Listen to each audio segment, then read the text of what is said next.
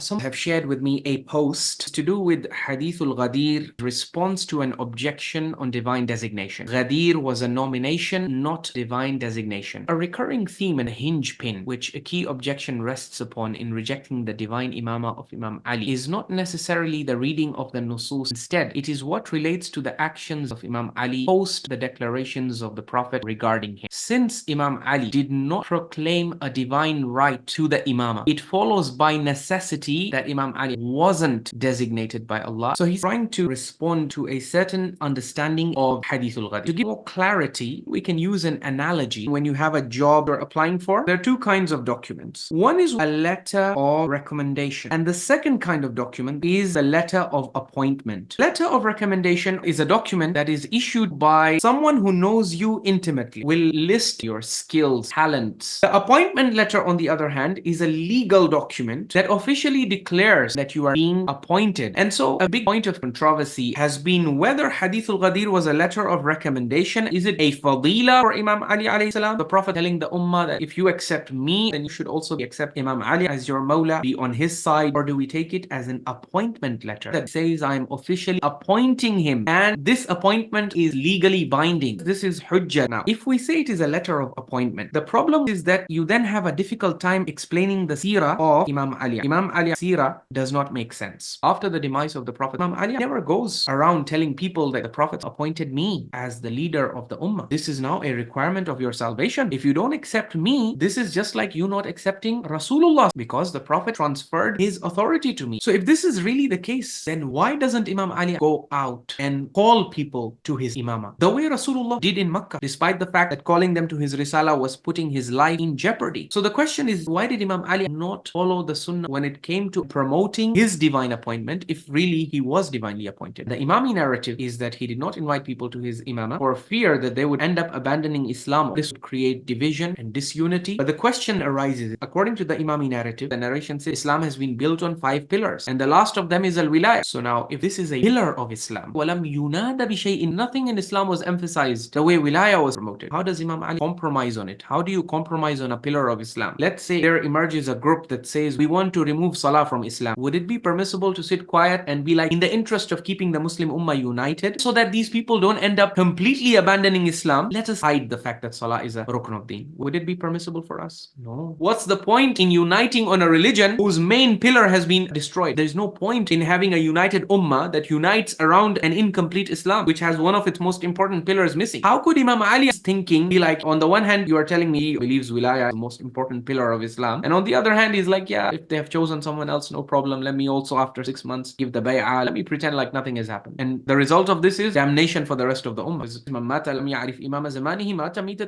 So the narration that wilayah is a pillar of Islam, just like salah. In fact, it is more emphasized than salah. We obviously believe is interpolated. Yani, the first part of the narration is correct, but this part has been added. It's called idraj. And we have authentic narrations where the imam complain that our narrators, they take our word and they add 10 words from their own pockets, and that's how they end up corrupting our teachings. This is the problem, that the seerah of Imam Ali stops making sense if you take the divine appointment narrative. Because if the Prophet appointed him, then he would not be right to give bay'ah even after 6 months. Imagine Rasulullah, that he would say to them that for the sake of uniting the Arab community, I am giving bay'ah to Abu Sufyan. Is it conceivable? Well, in the same way, how is it then possible for Imam Ali to sacrifice a pillar of the deen of Islam and then actually go and give bay'ah? And after giving bay'ah, he then supports them, becomes part of their shura, instead of permanently boycotting them, as you would expect him to do if their government represented a rebellion against a divine appointment. All these problems, and this is the reason why we need to search for an alternative narrative that actually makes sense in light of Imam Ali's seerah. So when you search for that alternative narrative, the alternative narrative says that, look, whether it is Ḥadīth al-Manzilah, Thaqalayn, all of these are letters of recommendation. Now, this narrative, it is in sync with the seerah of Imam Ali. Let me tell you how. The letter that Imam Ali wrote to Muawiyah, which we authenticate because of its agreement with the Quran and the seerah of Imam Ali. So in this letter, he explains what was supposed to happen after the Prophet. And Imam Ali, he says, this is how Allah would have wanted things to happen. So in that letter, because the Quran has said, for all matters in which Allah and the Messenger are silent, you are supposed to offer shura. Allah not only encourages the believers, but Allah tells the Prophet, even you should consult the Sahaba. And Imam Ali, this is precisely what Imam Ali says. فَإِنِ اجْتَمَعُوا عَلَى رَجُلٍ. So if the Muhajirin and Ansar unanimously conclude on one man, وَسَمَّوْهُ وَجَعَلُوهُ إِمَامًا, and they name him the leader. كَانَ لِلَّهِ رِضَى, then this is pleasing to Allah. So then, did they not have a shura in Saqifa? They had. Did they not elect Abu Bakr? So then, Ya Imam Ali, why did you stay away from giving bay'ah for 6 months? The Imam explained at the time of giving bay'ah. He said, we the Ahlul Bayt, the Banu Hashim, believed that we had a share in this process. You held an election, you excluded the Prophet's family from it. In Saqifa, the Ansar were present, and initially there were no Muhajirin because the Ansar were having this meeting in secret. But news leaked, 3 members of the Muhajirin crashed this meeting. The powers that be, they gave their reasoning for it. Well, the Ansar were trying to grab power. If we had disbanded the meeting, they could have gathered again in the middle of the night and they could have chosen an Ansari caliph. In any case, Imam Ali alayhi salam says, whatever your reasoning was, at the end of the day, you excluded us, the Ahlul Bayt and the Banu Hashim, and the majority of the Ansar. So this shura of yours,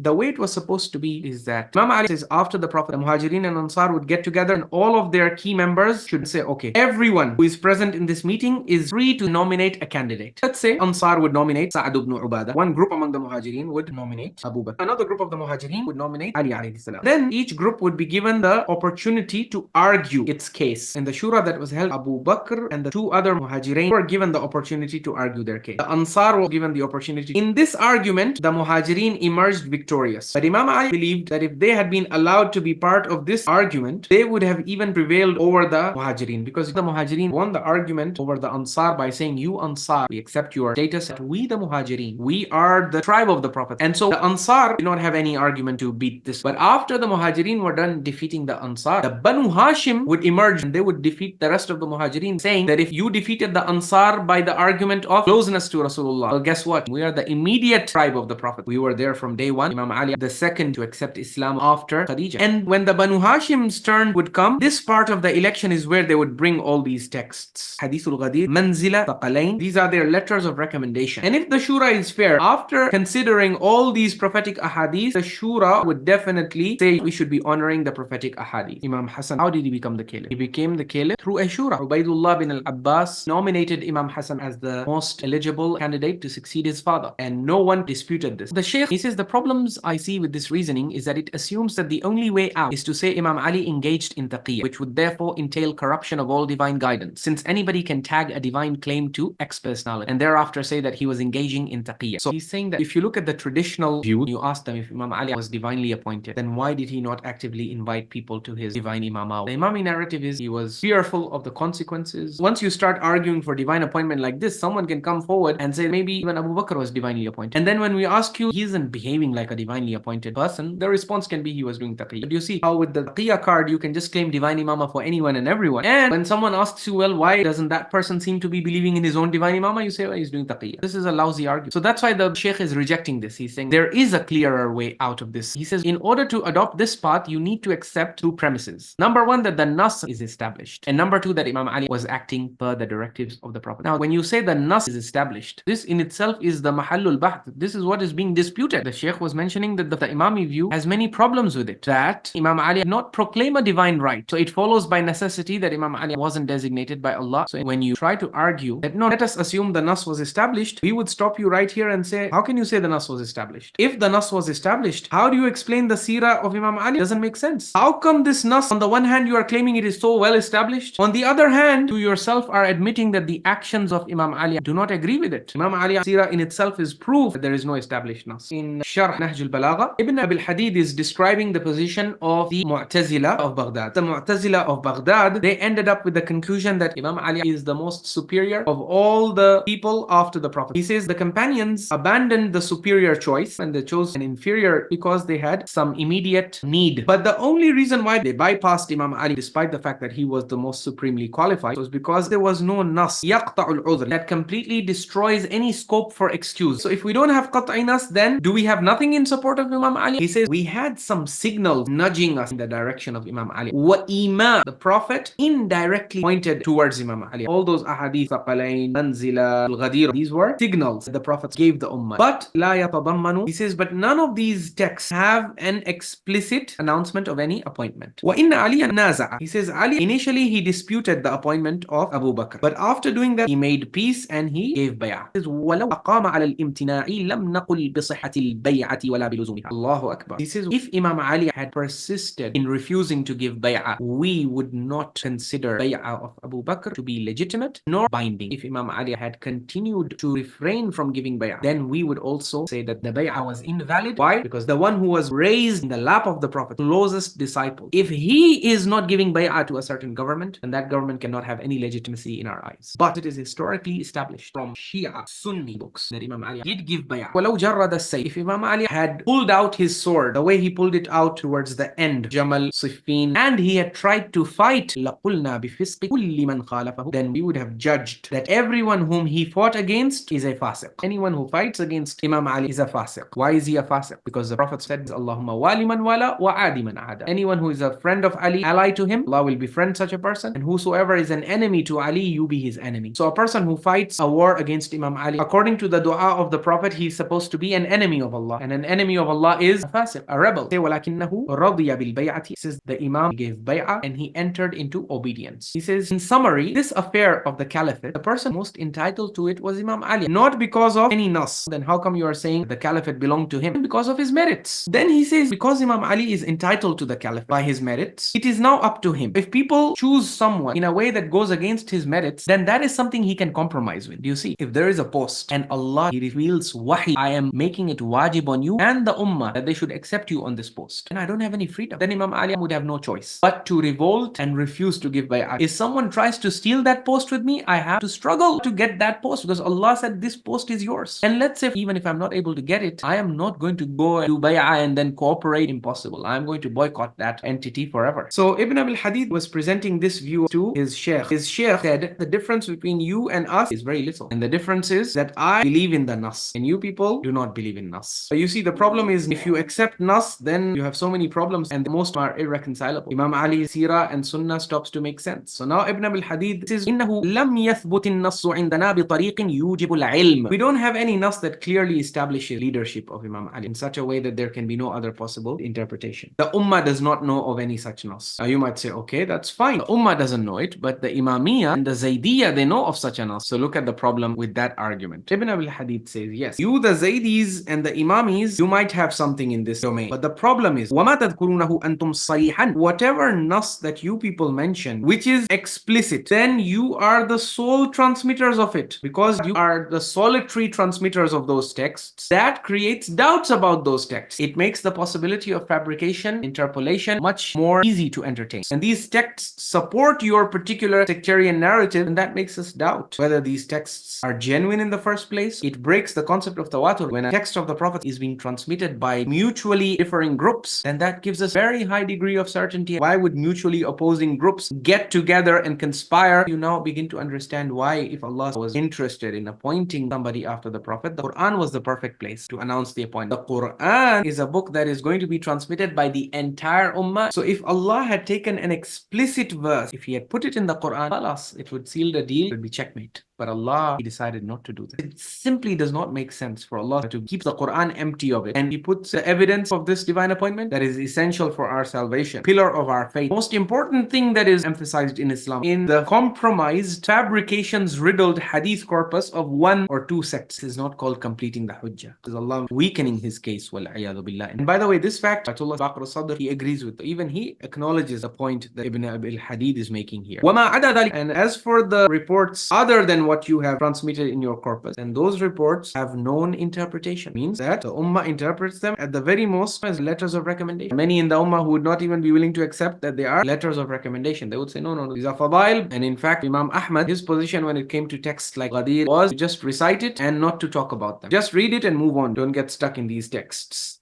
They're like quicksand. They will pull you in. Imam Ahmad.